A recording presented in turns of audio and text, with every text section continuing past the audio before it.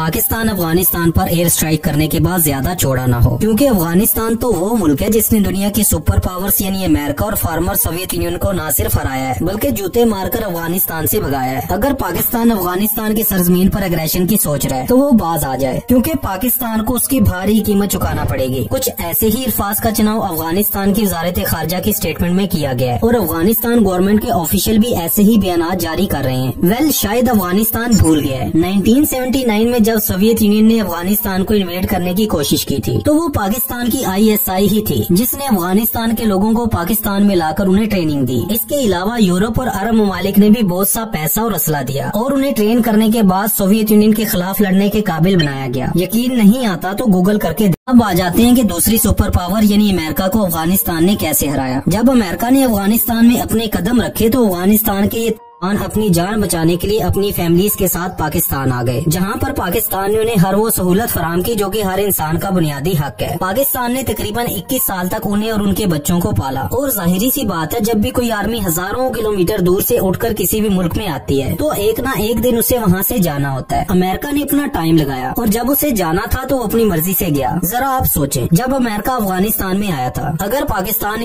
तालिबान को पनाह ना देता तो आज ये लोग कहाँ होते। आज ये जिंदा हैं तो अमेरिका के अफगानिस्तान से जाने के बाद हुकूमत बनाने में कामयाब हुए हैं। यानी इन दोनों सुपर पावर्स को घुटने टेकने पर मजबूर करने में अफगानिस्तान का साथ देने वाला मुल्क पाकिस्तान है। अफगान लोग हमारे भाई हैं और रहेंगे। हमने अफगान शहरियों की कई सालों तक मेहमान नवाजी की है और अभी भी कर रहे हैं, लेकिन दुख होता है जब अफगानिस्तान की सरजमीन पाकिस्तान के खिलाफ इस्तेमाल होती है। पाकिस्तान अमन चाहता है। पाकिस्तान के अफगानिस्तान पर एयर स्ट्राइक को 2 दिन गुजर चुके हैं। अभी की बात करें तो फिलहाल पाकिस्तान और अफगानिस्तान के बॉर्डर पर मुकम्मल खामोशी है। पाकिस्तान ने अफगानिस्तान के 2 सूबों पाकतिका और खोस्त में एयर स्ट्राइक किए थे। पाकिस्तान का ये ऑपरेशन इंटेलिजेंस बेस्ड था और इस ऑपरेशन में अब्दुल्ला शाह नामी के कमांडर के घर को निशाना बनाया गया था और पाकिस्तान का कहना था कि अब्दुल्ला शाह इस हमले में जांबाक हुआ है। इस हमले के बाद अब ये खबरें सामने आ रही हैं कि पाकिस्तान की जानिब से सूबा पाकतिका में जिस घर को निशाना बनाया गया है वो अब्दुल्ला शाह का ही घर था, लेकिन जिस वक्त ये हमला हुआ उस वक्त अब्दुल्ला शाह अपने घर मौजूद नहीं था, बल्कि वो सहरी से पहले वॉलीबॉल खेलने के लिए निकला हुआ था, जिसकी वजह से वो इस हमले से बच निकला है और इस हमले में उसकी 2 बीवियां और बच्चे जांबाक हुए। सूबा पाकतिका और खोस्त वो इलाके हैं जहाँ पर पूरे के पूरे गाँव ऐसे हैं जहाँ पर